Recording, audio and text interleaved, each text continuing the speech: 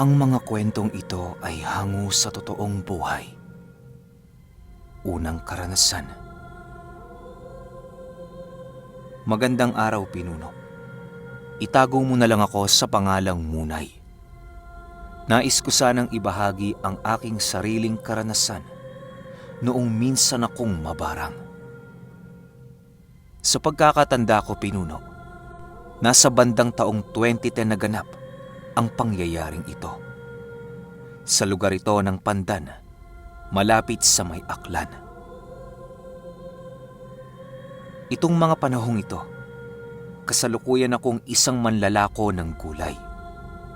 Wala pa akong asawa noong mga oras na yon at tanging sarili ko lamang ang aking binubuhay. Hindi naman gaanong kahirapan ang buhay ko noon sa kadahilanang wala naman akong pinipiling pagkain. Paminsan-minsan kapag may tira akong gulay, ay yun na lamang ang aking ginagawang ulam. Halos madalang na nga akong nakakatikim ng karne dahil sa aking pagtitipid. Ninanais ko kasi noong mga oras na yon na makaipon ng sapat na salapi upang mabawi namin ang titulo ng aming lupa. Isang araw, Pinuno, habang ako'y abala sa paglilibot ng aking mga paninda, ay merong lumapit sa aking isang matandang babae. Nanghihingi ito ng gulay dahil sa wala na umano siyang pambili. Hindi ko naman to pinagbigyan, gawa nang nakita ko ang supot na hawak nito na punong-puno ng karne. Nakakainsulto yon para sa akin dahil sa pinaghirapan ko ang pagkuha sa mga gulay na yon, tapos hihingiin lang. Samantalang, meron naman siyang pambili ng karne, di ba? Dahil sa ginawa kong pagtanggi sa nais nito, Pinuno, ay biglang kumunot ang noo nito. Tinitigan ako nito ng masama hanggang sa pag-alis nito. Habang naglalakad to papalayo sa aking kinaroroonan, ay ramdam ko ang pagbuka-buka ng bibig nito na para bang meron itong sinasabi. Hinayaan ko na lang yon, gawa ng marami pa akong ititinda noong mga oras na yon. Pagdating ko sa bayan ay agad namang dinumog ng mga mamimili ang aking mga paninda. Habang ako'y abala sa aking mga ginagawa, ay paunti-unti ko nang nalimutan ang naging karanasan ko sa matandang yon. Sumapit ang gabi ng mismong araw at wala namang nangyari sa aking kakaiba. Naging normal naman ang gabi ko noon hanggang sa mga sumunod na araw. Lumipas ang pangatlong araw at nagkaroon ng isang piging di kalayuan sa aking bahay. Kaibigan ko ang may kaarawan, kaya imbitado ko sa salo-salo. Matinding inuman ang naganap noon hanggang sa dumating ang puntong nalasing na ako. Pasuray-suray na ang paningin ko noon, pero patuloy pa rin ako sa pag-inom. Minsan lang naman kasi naming gawin yon, kaya nilubos-lubos ko na. Lumipas ang ilang minuto at bigla kong nakaramdam ng kakaiba sa aking katawan. Noong akmang iinom na sana ako ng alak, ay bigla kong napatigil nang meron akong naramdamang gumagapang sa loob ng aking bunganga. Bigla ko itong kinuha, Pinuno, at laking gulat ko na lamang nang makita kong isa itong buhay na uod. Dahil sa pangyayaring yon, ay unti-unting napalitan ang aking kasiyahan ng pagkabahala sa aking kalusugan. Pagtayo ko sa aking kinauupuan, ay bigla naman akong nakaramdam ng sobrang pagkahilo. Dahil sa hilong aking naramdaman, ay agad naman akong tumungo sa likod ng bahay ng aking kaibigan para magsuka. Habang nagsusuka ko noon, ay halos isuka ko na ang lahat ng aking kinain dahil sa dami ng uod na lumalabas sa aking bunganga. Nang hindi ko na talaga kaya ang aking nararamdaman, ay humingi na ako ng tulong sa aking kaibigan. pagtungo nito sa aking kinaroroonan, ay bigla itong nagwika ng, "Munay, ano nangyari sa'yo? Sino gumagawa nito sa'yo? May kaaway ka ba?" Nag-aalalang sigaw nito sa akin. Nang marinig ko to, Pinuno, ay bigla kong nakaramdam ng pandidilim ng paligid. Hanggang sa dumating ang puntong tuluyan na nga akong nawala ng malay. Paggising ko, naroon ako sa bahay ng isang manggagamot dito sa amin. Kasama ko ang aking barkadang hindi ako pinabayaan hanggang sa gumaling ako. Ayon sa albularyo, na isa kong biktima ng barang gamit ang uod. Marami ng uod ang naninirahan sa sistema ko, kaya swerteng maituturing ang pagsuka ko ng mga uod na yon. Dagdag pa ng manggagamot na kung hindi ko naisuka ang mga uod na nasa loob ng aking sistema, ay baka bukas ay wala na ako sa mundo. Matapos makapagbigay ng payo sa akin ng albularyo, ay biglang bumalik sa aking isipan ang matandang babaeng humihingi sa akin ng gulay. Agad ko itong sinabi sa manggagamot, kaya madali nitong natunton ang kinaroroonan ng mambabarang. Pinasapi ang mambabarang na yon sa aking katawan na siyang agarang ko namang pagkahimatay. Nang magising ako, laking gulat ko na lamang na umaga na pala. Tirik na ang araw at nadatnan kong nagkakape ang aking mga kasama. Pagbangon ko sa aking higaan, ay agad naman akong ginawa ng krus ng manggagamot sa pamamagitan ng uling. Matapos kong makakain ay doon na ikinuwento sa akin ang ginawa niyang pagpapahirap sa mambabarang. Ayon sa manggagamot, na kaya umano nagawa ng babaeng yun sa akin ng pambabarang dahil sa galit nito nang hindi ko mapagbigyan ng kanyang kahilingan.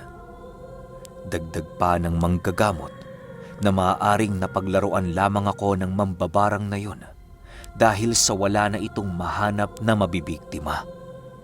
Importante kasi sa barang ang galit sa isang tao upang maisagawa mo ang ritual para dito. Paglabas ko ng bahay ng manggagamot, ay agad naman akong sinamahan ng aking kaibigan patungo sa kanilang tahanan. Doon na muna nila ako pinakain at binantayan upang masiguro ang aking kaligtasan. Binigyan din ako nito ng mga karagdagang gamot na siyang labis kong ikinatuwa. Lumipas ang araw at nagpatuloy na ulit ako sa dati kong gawain. Habang ako'y naglalakad patungong bayan, ay bigla kong nakasalubong ang matandang babaeng bumarang sa akin. Nung akmang papaiwas na ako, ay bigla kong nilapitan ito at nagwika sa akin ng, "Nay, pasensya ka na ha. Napagbalingan lang kita ng galit ko. Hayaan mo, hindi na yun mauulit. Wala naman akong intensyong patayin ka eh. Pasensya na talaga. Ganito lang talaga ang aming ugali bilang isang mambabarang." Nang marinig ko ito, Pinuno, ay agad ko namang tinanggap ang kanyang paumanhin at nagpaalam na. Magmula nang magkausap kami ng matanda, ay palagi na itong bumibili sa akin ng gulay. Ikalawang karanasan. Makulimlim na araw sa iyo, Pinuno. Ako nga pala si Ruping. Di ko tunay na pangalan. Nais ko sanang magbahagi ng kwento sa channel mo. Noong minsang nag-iinuman kasi ang aking ama sa kanyang mga kapatid, ay naikwento nito ang karanasan ng lolo ko noong nabubuhay pa ito. Hindi ko din alam kung totoo ang kwentong ito, pero alam ko sa sarili ko na hindi mabubuo ang kwento kung wala itong pinagmulan. Naganap ang tagpong ito sa kagubatan ng Lahong, isang lugar sa Masbate na punong-puno ng misteryo. Ayon sa tatay kong nagkwento, nasa taong 1949 naganap ang pangyayaring ito. Bata pa siya noon at wala pang muwang sa mundo. Ayon pa sa kanya, na ang pangunahing trabaho noon ng kanyang ama ay pangunguha ng mga panggatong. Nangangainin din ito ng puno na siyang ginagawa niyang uling at ibinibenta sa merkado. Napakasipag ni Lolo Juan ayon kay Itay, na halos hindi na nito nagagawang matulog sa pagsapit ng hapon dahil sa itinutuon nito ang kanyang atensyon sa pamumuhay. Isang araw, nagpaalam ang lolo ko sa kanyang asawa na tutungo ito sa gubat upang maghanap ng kanyang maibibentang panggatong. "Milay, pupunta muna ako sa gubat ha. Wala na kasi tayong nakaimbak na panggatong eh." Wika ni Lolo Juan. "Sige Juan, basta bago pumatak ang 2:00 ay umuwi ka na ha. Alam mo naman itong si Carding, na hindi ito napapakali kapag wala ka pa." Sagot naman ng kanyang asawa. "Siya nga pala, Pinuno. Si Carding ay siyang naging ama ko. Siya ang panganay sa kanilang magkakapatid."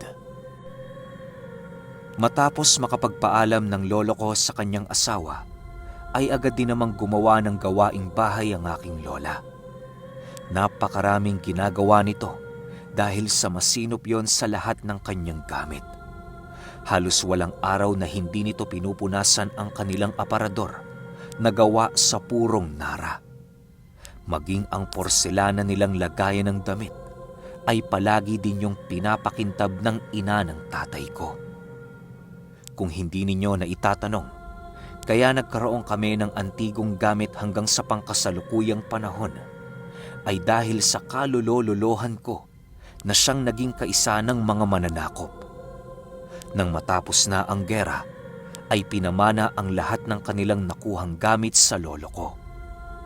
Hanggang sa namatay ang lolo kong yon at naipasa naman ito sa amin.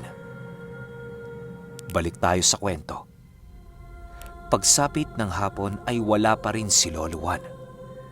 Ayon kay tatay na nag-iiyak na siya noon dahil sa hindi pa rin dumarating ang kanyang ama.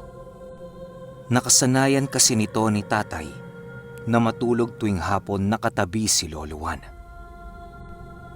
Pagbalik ni Lolo Juan sa kanilang tahanan, halos hindi ito makilala ng kanyang asawa dahil sa napakadumi nitong kasuotan. Animoy naligo si Lolo Juan sa putik nang makabalik na ito sa kanyang tahanan. At hindi lang bastang putik yon, dahil sa liguan yon ng kalabaw. Pagpasok nito, ay nanggagalaiti na sa galit ang kanyang asawa. Kakatapos lang kasi nitong maglampaso at para bang hindi man lang iginalang ni Lolo Juan ang kanyang ginawang trabaho. "Ano ka ba naman, Juan? Wala ka bang pag-iisip? Alam mo namang ang dumi-dumi mo. Bakit ka pumapasok dito? Sana doon ka na lang sa likuran ng bahay dumaan. Buwisit na buhay to, oh. Di mo man lang naisip ang pagod ko."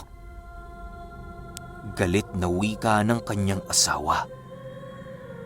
Pero si Lolo Juan noon ay para bang bingi sa lahat ng sinabi ng kanyang asawa.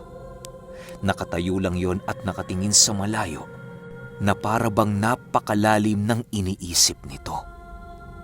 Dahil sa hindi pagsagot ni Lolo Juan sa kanyang asawa, ay mas lalo pang tumindi ang kanilang pagdidiskusyon.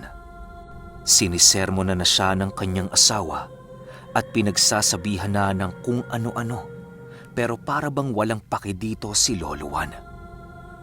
Hanggang sa biglang lumapit ang kanyang asawa sa kanya at sinapak siya nito sa kanyang muka. Nang makaramdam ng sakit si Lolo Juan, ay doon na bumalik ang kanyang wisyo. Ang tatay ko naman noong mga oras na yon ay tumatakbo na papalapit sa kanyang ama. Galak na tumatakbo ito nang bigla itong napatigil dahil sa naamoy nitong masangsang na amoy. Tay, ano ba naman yan ang baho mo? Wika nito. Milay! Milay! Diyos ko, paano ko sisimulan ang sasabihin ko? Mababaliw na ako, Milay! Mababaliw na ako! Wika ni Lolo Juan nang mahimasmasan ito. Dahil sa sinabi ng kanyang asawa, ay agad din namang huminahon si Lola Milay. Inalalayan niya muna ang kanyang asawang makarating sa banyo upang makapaglinis ito ng kanyang katawan. Dali-dali namang sumunod si Lolo Juan habang nanginginig ang buo nitong katawan.